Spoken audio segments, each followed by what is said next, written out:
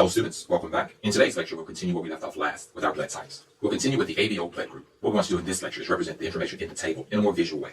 There are 3 possible alleles at 2 loci, and so this comes out to be 6 possible genotypes. That's the permutation of 3 things taken 2 at a time. We've represented those genotypes here. Homozygous dominant A, heterozygous A, homozygous B, heterozygous B, codominant AB, and recessive. These are our 6 genotypes. We'll use 6 red blood cells to represent these genotypes.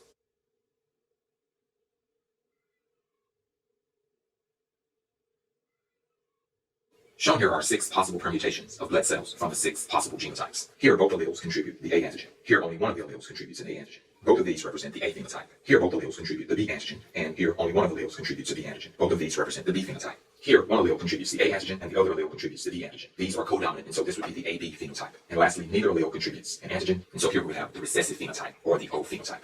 Let's represent the alleles here. Shown here are 6 genotype permutations. IA, recessive I. Both of these give the A phenotype. IB, and IB, recessive I. Both of these give the B phenotype. IB. This gives the AB phenotype, as these are codominant, which means that they are both expressed when together. And the last one is recessive I, which gives no antigen, and this is the O phenotype. Let's next represent the 2 possible agglutinins, or the 2 possible antibodies.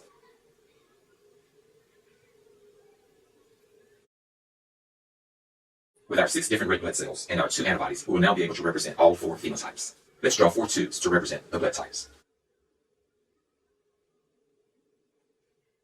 In the respective tubes, we'll have type A, type B, type AB, and type O. Each tube represents a blood type.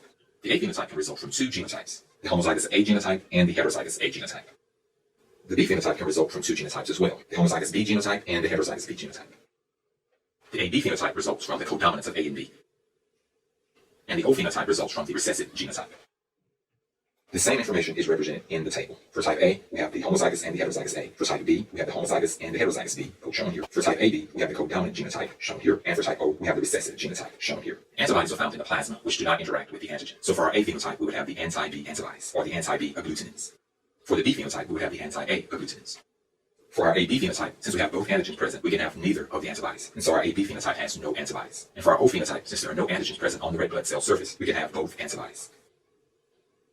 Now we've represented all information that's shown in the table in the tubes below. Let's next show what happens when there is incompatibility. When a person of an incompatible blood type tries to donate blood to another individual. In our example, let's use the type A individual as the recipient and the type B individual as the donor.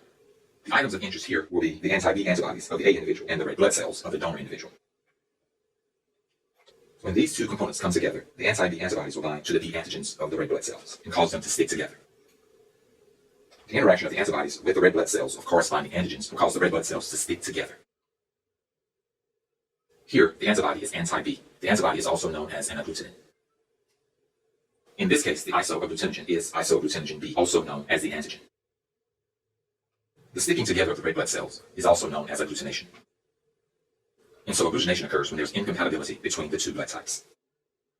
Before concluding this lecture, I'd like to make 3 additional points. With the ABO blood group, there are 6 genotypes, and we've shown those. There are 3 possible alleles and 2 loci. We can use a formula to calculate the possible permutations of genotypes, where N represents the number of alleles and R represents the number of loci. I'll represent the formula here. And so there are 6 possible genotypes of the ABO blood group. From these 6 possible genotypes, we get 4 phenotypes. And we've seen these phenotypes, A, B, AB, and O. And lastly, the A allele and the B allele are codominant, which means that they are both expressed when together. And this codominance results in the AB blood type. And so this concludes our discussion of the ABO blood group, and it also completes this lecture. I hope that you learned a lot.